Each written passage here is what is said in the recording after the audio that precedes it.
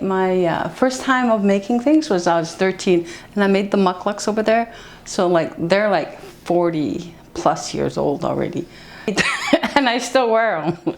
My name is Susan Ledger. I'm registered with the Lac-Seul First Nation. I'm OG. My teacher who taught me how to do the beadwork was Nora Darling. She's from Jellicoe, where I grew up. My mother, Clarice Ledger, she taught me how to do the ink, small detailed parts of it. But Frida McDonald was the big influence on my cultural life. She gave me all the teachings that I needed to do to walk a straighter walk. I don't walk perfectly straight, but I'm pretty good. And she did the teachings with everything that I do. So I had some very strong female role models in my life. The slippers that we're making today are from the West. It's not the Ojibwe style slippers, it's the Cree and more the other Western areas. But we see them so frequently around here because they're a very simple design to follow, and the pattern is really easy to make. From my understanding, from my recollection, I just do it naturally now. So I don't think of the 4 steps, but it's supposed to be the measurements in the 4 cycles of life and the 4 circles, like summer, winter, fall. And it would also represent the youth, teens, the adults, and then the grandparents. So each step had a reason. Today we're going to start making our patterns. So we're going to be having a sheet of paper. You're going to have to get 2 sheets of legal size paper. And at the bottom of each paper, I'd like you to mark 1 inch up. And then that is where you're going to put your heel in the center of the page, right above the line. And you're going to trace it. The best way is to put all your weight on your foot. So stand up while you're making the pattern on your foot. So when you're making your first step for your moccasin, is you're going to place your foot on the paper. I like to do it 1 inch from the back. This way I know that that's my measurement from there. So I'd put my heel on that 1 inch up, trace the foot out. That would be like step 1.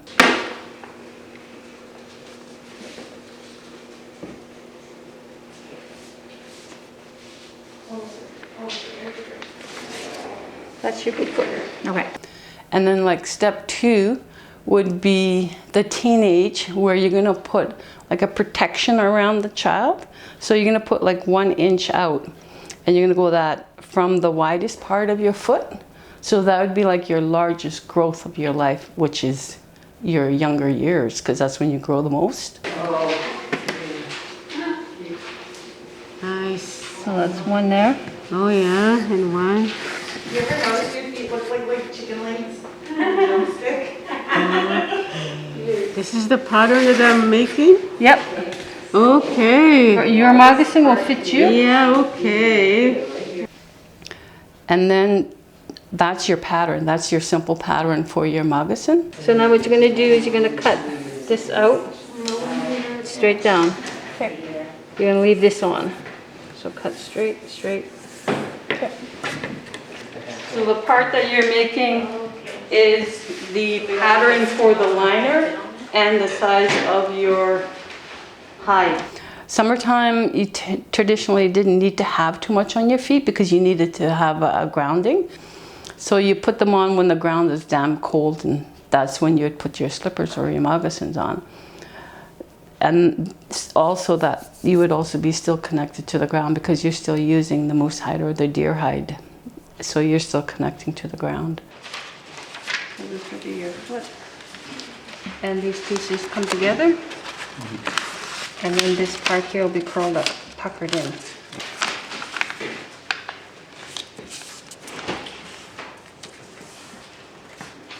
The reason I'm marking a line there is when you make your pattern, that's the beginning of your arch.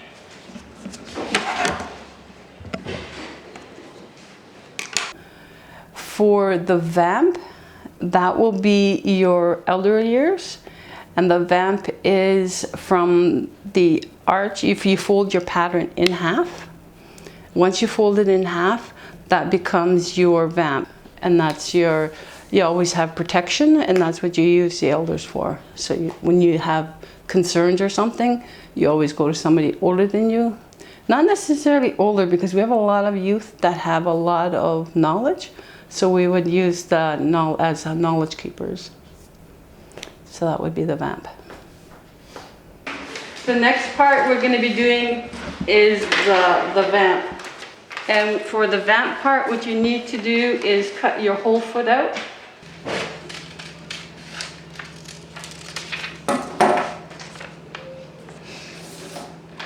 So now for your vamp, you're going to take it so that your toe comes to your heel and it comes even. Okay. Then you're going to fold it. This here becomes the width of your vamp, and that becomes the length of your vamp. That's the part that goes here. You trace it onto here, from here to here to there. And then as you wear it, the moccasins go with the bottom of your foot. So if you notice, there's a back part of the moccasins right at the heel that has like little fringes. And as you lift your foot up, it would scrape and it would remove your footprint from the earth. So when you're here on earth, you're only here for a short time, and you're only borrowing it from your grandkids. So you're supposed to erase your footprints so that nobody else sees your mistakes, and the stuff that you leave behind should only be good. So if you're walking softly on the earth, you'll erase all your footprints and you'll just leave the good stuff behind. That's the teaching she gave me on the moccasins. Flip it over, do the same measurements.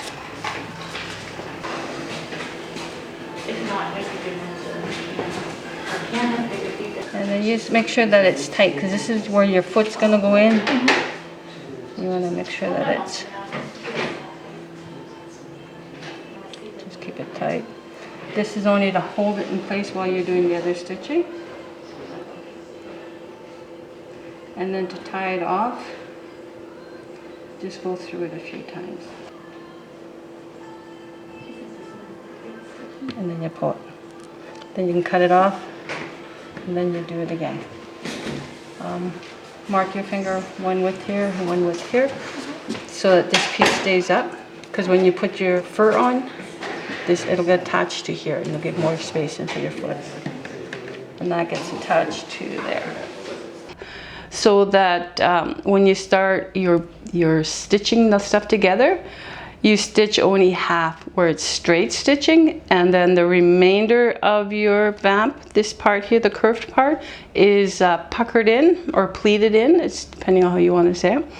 And that's just to represent, the straight part is when you're young and you're learning and life seems so simple and long, like, you know, it's just forever. But when you get to adulthood and elders, it gets in a rough stage. And that rough stage, or it's just like rolling, it's because you're still trying to grasp everything you should have when you were younger.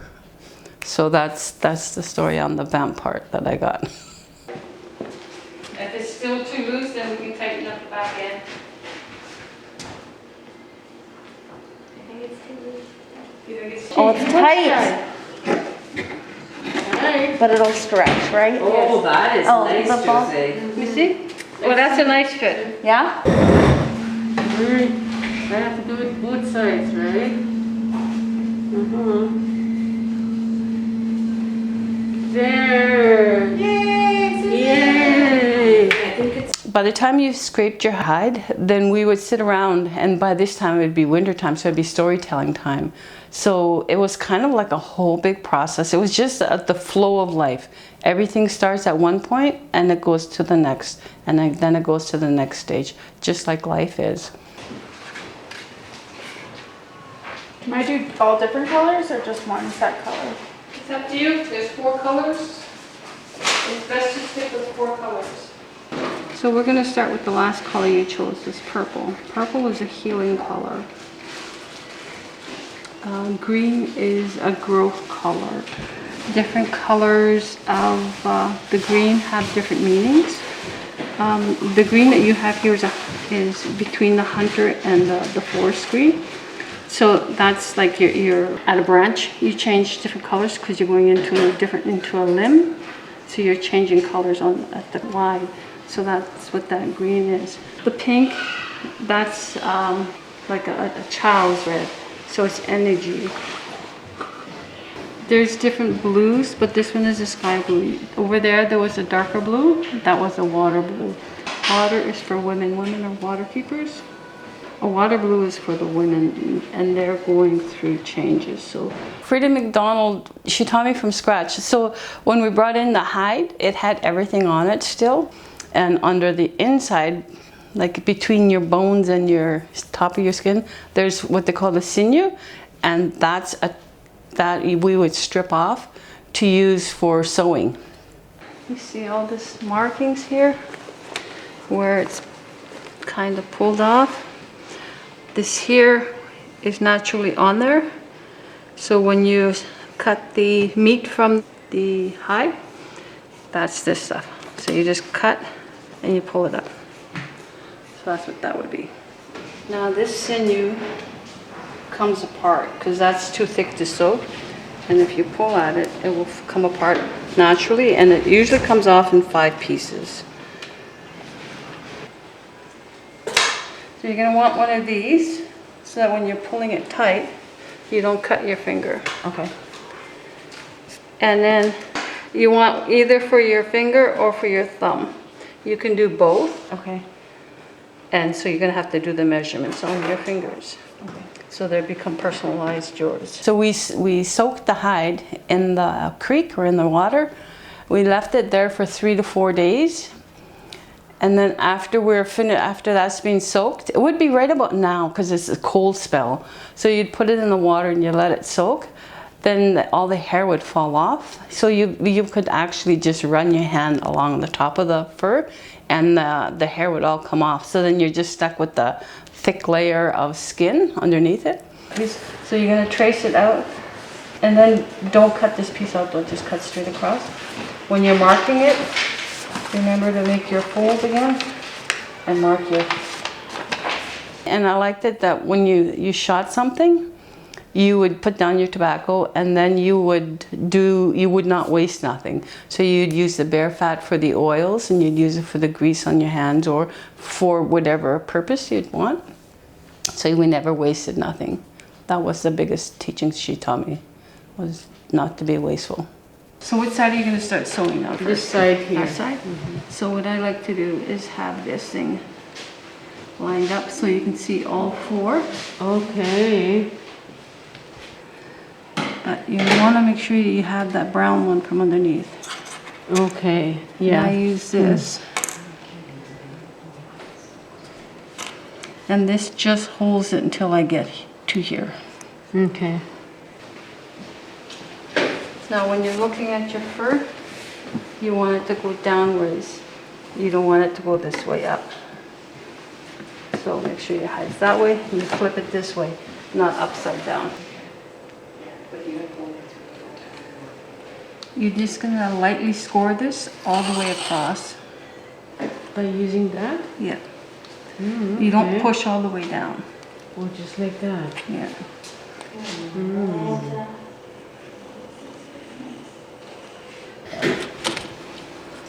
The only time that you would use the scissors to cut the fur is when you're cutting it to end it. Because if you're cutting it this way, then you're going to be adding this piece to it. So then it'll be a continuation.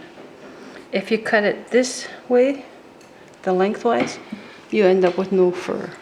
See when I cut it here?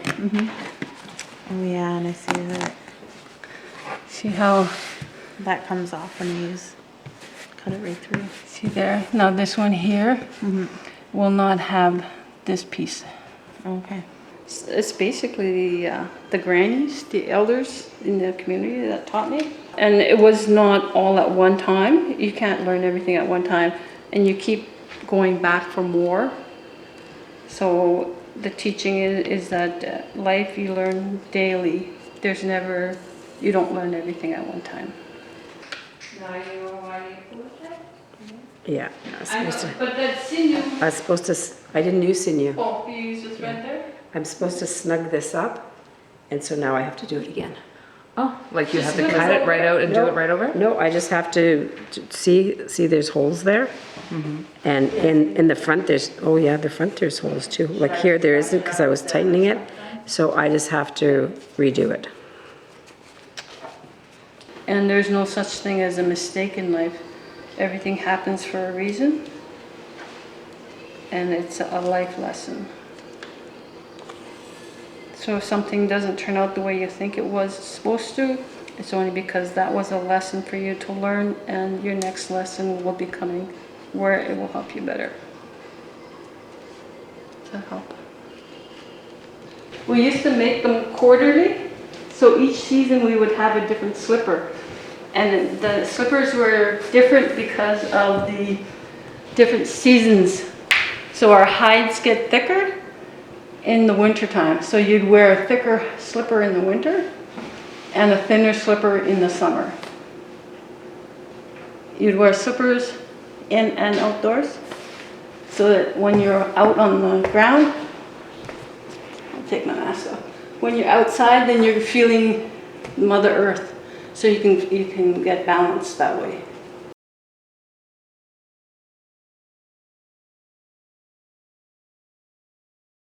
And when she also taught me that you never do anything if you're concentrating on something else. And if you have a negative thought, stop, put the stuff down and walk away.